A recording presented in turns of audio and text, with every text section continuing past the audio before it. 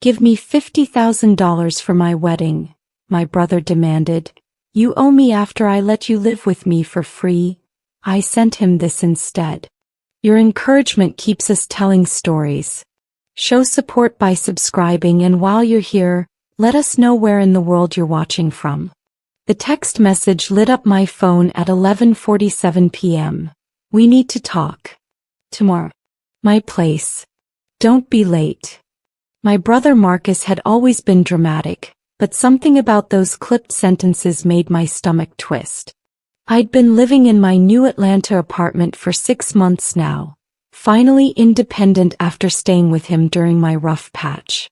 That Tuesday morning I drove to his house in Buckhead, the same 2-story colonial where I'd crashed on his couch for 8 months while rebuilding my life after my divorce from Trevor. Marcus opened the door wearing a smile that didn't reach his eyes. His fiancée Simone stood behind him, arms crossed, designer handbag dangling from her wrist. "Thanks for coming, Nia," he said, gesturing me inside. The living room smelled like expensive candles and fresh paint. We sat down and Marcus pulled out his phone, showing me Pinterest boards of elaborate wedding venues. "Chateau Elon," he announced. "That's where we're getting married. June 15th. 300 guests." I congratulated them, genuinely happy despite the weird tension crackling in the air. Then Marcus leaned forward, his expression hardening. "We need $50,000 from you." The words hung there like smoke. I laughed nervously, thinking he was joking. He wasn't. "You owe me, Nia. I let you live here rent-free for 8 months. Free food, free utilities, free everything. You never even offered to pay me back." My mouth went dry. Simone nodded along, her acrylic nails tapping against her phone case. "Marcus, I was going through a divorce. I lost everything." "That's not my problem," he cut me off. "Family helps family, but there's always a cost." My mind flashed back to that awful December night 2 years ago. Trevor had drained our joint account, filed for divorce, and I'd found myself with $1,700 and nowhere to go. I'd called Marcus crying, barely able to form words. "Come stay with me," he'd said. "Stay as long as you need." I'd arrived at his house with 3 suitcases and a broken heart, and he'd hugged me tight, promising everything would be okay. Those 8 months had been hell. I worked double shifts as an ICU nurse at Grady Memorial, 60-hour weeks trying to save money while dealing with the trauma of my marriage falling apart. Marcus never asked for rent, never mentioned money. He'd seemed like my hero, my protector. Every Sunday I'd cook dinner for him and Simone. My grandmother's jerk chicken recipe, collard greens, cornbread from scratch. I'd cleaned the entire house weekly, scrubbed bathrooms, did their laundry without being asked. Now sitting across from him, those memories felt contaminated. "You said I could stay for free," I managed. "You said family doesn't charge family." Marcus shrugged, his designer watch catching the light. "I said you could stay. I never said it was actually free. Nothing in this world is free, Nia. You should know that by now." Simone finally spoke, her voice syrupy sweet. "We're not trying to be mean. We just think it's fair. You saved so much money living here." I felt like I'd been slapped. "I paid for groceries every week. I gave you $1,500 when I left as a thank you. I bought you that 85-inch TV for Christmas." Marcus waved his hand dismissively. "That was just being a decent house guest. This is about the real debt. Market rate rent in Buckhead is $2,200 a month. 8 months equals $17,600. Utilities, water, electricity, another $2,000. Food I provided at least $3,000. We're being generous asking for only $50,000. The math was insane, the logic even worse. I stood up, legs shaking. "I'm not giving you $50,000. Simone's face twisted into something ugly. "Then you're an ungrateful bitch who uses people." My brother didn't defend me. He just sat there nodding slowly like she'd said something reasonable. "You've got until Friday to decide," Marcus said. "Otherwise we'll have to take legal action." Legal action? My head spun.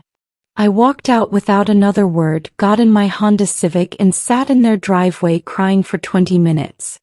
How had my brother, my protector, turned into this stranger? I called my best friend Jasmine on the drive home. "Girl," he said. "What?" she screamed through the phone. "That's not your brother, that's a demon wearing his face." He was right. Something had fundamentally changed in Marcus, and I suspected Simone was the catalyst. I couldn't sleep that night. At 3 a.m. I started digging through old text messages trying to understand when everything shifted. Marcus and I had always been close. He'd walked me down the aisle when I married Trevor since our father passed 3 years before. He'd helped me study for my nursing boards, celebrated every promotion with me. Then Simone entered his life 18 months ago and slowly, subtly things changed. I found a text from last Thanksgiving. "Can't make it to Mama's house this year. Simone's family is more important." Another from March. "Stop calling so much. Simone thinks you're too dependent on me." I'd brushed them off as new relationship behavior, assuming he'd find balance eventually. Now I saw the pattern. Simone had been methodically cutting me out, isolating Marcus from family who might question her influence. Jasmine came over Wednesday morning with coffee and rage. "We need to find out who this woman really is," she said, pulling out her laptop. 3 hours of social media deep diving later, we'd uncovered something interesting. Simone had been engaged twice before, both times to men with money, both engagements ending abruptly after expensive venues were booked. "She's running a scam," Jasmine breathed. "She gets them to pay for everything, then disappears before the wedding." My phone rang. "Marcus, have you thought about my offer?" His voice was cold, businesslike. "It's not an offer, Marcus. It's extortion." He laughed, actually laughed. "Don't be dramatic. I'm just asking for what's owed. 50,000 by Friday or I'm calling my lawyer." Thursday afternoon I met with my own attorney, Patricia Morrison, a sharp woman in her 50s who'd handled my divorce. I explained everything, voice cracking with emotion. She listened intently, taking notes. "Do you have anything in writing about the living arrangement?" she asked. I shook my head. "It was verbal. Family agreement." Patricia sighed. "That makes things complicated. But the good news is, without a written contract specifying repayment, he has no legal standing. What he's doing is called coercive extortion." She drafted a cease and desist letter while I sat there, detailing how Marcus had no legal claim and any further harassment would result in counterlegal action. It felt powerful holding that letter. But Patricia warned me, "This will probably destroy your relationship with your brother. Are you prepared for that?" I thought about the Marcus I'd known versus this money-hungry stranger. "I think he's already gone," I whispered. That evening Mama called. She was 72, living in her paid-off house in Decatur, surviving on Social Security and Dad's pension. "Marcus told me you're refusing to help with his wedding," she said, her voice tight with concern. My heart sank. "Mama, did he tell you he's demanding $50,000? Silence. "He said you owed him for living expenses. Said you promised to help." "I never promised anything, Mama. He's lying." I heard her breathing, processing. My mother had always been fair, always listened to both sides. "Let me call you back, baby," she said quietly. 30 minutes later she called again. I asked Marcus to explain the debt to me. He got defensive, said I was taking your side. "That's not like him, Nia. Something's wrong with that boy." Friday morning arrived with another text. "Final chance. Wire the money by 5 p.m. or face consequences." I'd had enough. I drove to Marcus's house unannounced at noon, Patricia's letter in hand. Simone answered the door in yoga pants and a crop top, her face falling when she saw me. Marcus isn't here, she said quickly. Yes, he is. His car's in the driveway. I pushed past her, rude, but I was done being polite. Marcus emerged from his office, face flushed. You can't just barge in here. I slammed the letter on his coffee table. Read it. You have no legal right to demand anything from me. What you're doing is extortion, and if you continue, I'll file charges. He grabbed the letter, scanning it quickly. His jaw clenched. You got a lawyer? Against your own brother? You threatened to sue me first, I shot back. What did you expect? Simone moved beside him and I saw it clearly then, her hand on his arm, squeezing, controlling. She's always been selfish, she told Marcus. I told you she'd do this. I turned to her, fury building. You don't know anything about me. You've been in his life for barely a year. I know you're a user, Simone spat. Marcus told me everything.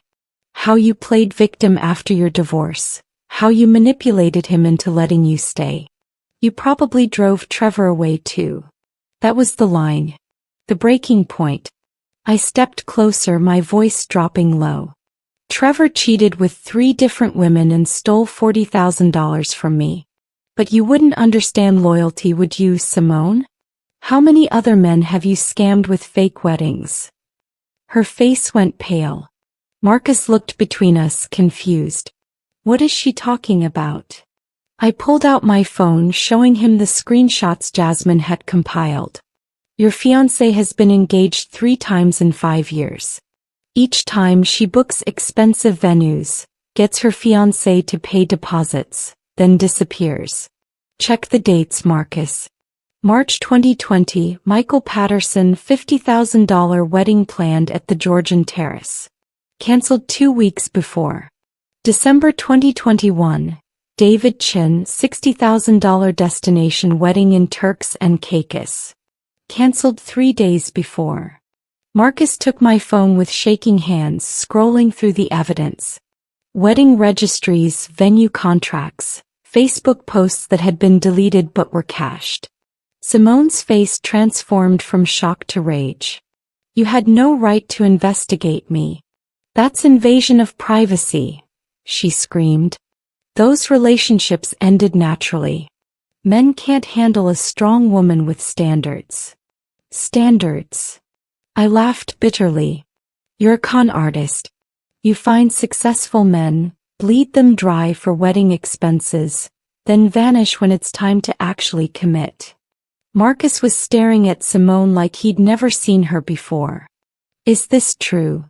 His voice cracked. Baby, no, she switched tactics immediately, tears forming. She's making this up because she's jealous. She can't stand to see you happy. But I had more. Call Michael Patterson. His number's right there. Ask him about the $75,000 he spent on your dream wedding that never happened. Marcus was already dialing. We listened in awful silence as Michael's voice came through the speaker. Simone Caldwell? Yeah, I know her. Took me for everything I had. She's getting married again? Tell that poor bastard to run. Marcus hung up, his face ashen. Get out, he told Simone quietly. Baby, please, she reached for him. Get out. His roar shook the windows. I'd never heard my brother yell like that. Simone grabbed her purse, mascara running, shooting me a look of pure hatred. You'll regret this, bitch. Both of you. She slammed out the front door and we heard her car screech away moments later. The silence that followed was deafening. Marcus collapsed onto the couch, head in his hands. I'm such an idiot, he whispered. I wanted to hug him, to comfort him, but the hurt was too fresh. You demanded $50,000 from me, Marcus. You called me a user and threatened to sue me. You believed her over your own sister. He looked up, tears streaming down his face. She got in my head. She kept saying you were taking advantage, that you owed me, that family was supposed to sacrifice for each other. I started seeing everything through her lens. You forgot who I actually am, I said, my own tears falling now. I worked myself to exhaustion while living here. I contributed constantly. I thanked you profusely. And you repaid me by trying to extort money for a wedding to a con artist. Marcus stood up, pacing. I've been so blind. She isolated me from everyone, you, Mama, my friends. Every time someone questioned her, she'd spin it into them being jealous or unsupportive. He told me everything then. How Simone had insisted on the $50,000 demand, claiming it was fair compensation. How she drafted the text messages, coached him on what to say. She said if you really loved me you'd pay without question. Said that's what real family does. The manipulation was staggering. This woman had nearly destroyed our relationship in 18 months. The venue deposits, Marcus said suddenly, horror dawning. I've already paid $40,000 to Chateau Elon. Non-refundable. My anger evaporated into sympathy. You need to call them immediately. Explain the situation. He grabbed his phone, but I stopped him. Marcus, before you do anything else, you need to understand something. You hurt me deeply. Your words, your accusations, they're not something I can just forget. He nodded, wiping his eyes. I know. I don't expect forgiveness right away. But Nia, I'm so sorry. I failed you as a brother. I let that woman turn me into someone I don't even recognize. His voice broke completely. When you were on my couch crying about Trevor, I promised to always protect you. Instead, I became another person who betrayed you. The next few hours were chaos. Marcus called the venue, his bank, his credit card companies. Simone had access to his accounts. They'd combined finances 2 months ago. In that time, she'd withdrawn $16,000 in cash, charged another $20,000 in wedding expenses that were actually luxury purchases for herself. Designer bags, jewelry, a trip to Miami with her girlfriends. I need to file a police report, Marcus said, staring at his bank statements in disbelief. I sat beside him while he called the Atlanta Police Department, watching my brother unravel and rebuild simultaneously. The officer who took his statement was sympathetic but blunt. We see this all the time. Romance scams are epidemic. You're lucky your sister caught on before the actual wedding. That weekend, Marcus showed up at my apartment with Chinese takeout and red, swollen eyes. Can we talk? I let him in, though part of me wanted to slam the door. We sat at my small kitchen table and he pushed a manila envelope toward me. What's this? I asked. Bank statements. Receipts. Every dollar you spent while living with me. Groceries, utilities you covered, gifts, that TV, everything. You contributed over $11,000 in 8 months, not counting labor and cooking. I opened the envelope, seeing highlighted transactions, handwritten notes calculating my contributions. I also tracked fair market rent versus what having a family member stay actually costs. Bottom line, you don't owe me anything. If anything, I owe you an apology and probably money for all the housework you did. Tears blurred my vision. Marcus, I never wanted you to owe me. I just wanted my brother back. I know, he whispered. And I promise I'm going to earn back your trust. It won't happen overnight, but I'm going to prove I'm still that person who walked you down the aisle, who stayed up all night helping you study, who promised to always have your back. We cried together then, really cried, mourning what was lost and hoping for what could be rebuilt. Monday morning, I got a text from an unknown number. You destroyed my relationship, you jealous bitch. I know where you work. Watch your back. I screenshotted it immediately and sent it to Marcus and my attorney. Patricia filed for a restraining order that afternoon. The police took it seriously given Simone's pattern of behavior. They discovered she had outstanding warrants in Florida for fraud. 2 weeks later, Marcus and I met Mama for Sunday dinner at her house. She'd made oxtail and rice and peas, comfort food from our childhood. Over dinner, Marcus confessed everything, not just about Simone, but about how he'd lost himself trying to be someone worthy of her love. She made me feel like I had to prove myself constantly, he admitted. Like being a successful engineer wasn't enough. I had to be flashier, wealthier, harder. Mama reached across the table, grabbing both our hands. Baby boy, you've always been enough. And Nia, I'm proud of you for standing your ground. It takes strength to set boundaries, especially with family. She'd raised us alone after Dad died, worked 2 jobs to put us through college. She understood struggle and sacrifice better than anyone. Family supports each other, yes, but real family doesn't manipulate or exploit. Remember that. Later, as Marcus and I washed dishes, he said quietly, I need to tell you something else. About Trevor. I froze, soapy plate in hand. What about him? Marcus took a deep breath. Simone knew him. Before we met, before your divorce, she dated him briefly. I didn't know until I found old texts on her phone when I was gathering evidence. My stomach dropped. What are you saying? Marcus turned to face me, anguish written across his features. I think she specifically targeted me because I was your brother. She wanted access to your life to hurt you somehow. Some of her texts mentioned you by name, called you this self-righteous nurse who thought she was better than everyone. The room spun. Trevor and Simone. This was deeper than I'd imagined. I called Jasmine immediately, putting her on speaker so Marcus could hear. I need you to dig deeper into Simone.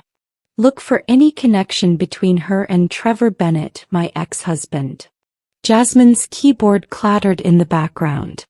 5 minutes later, oh my God.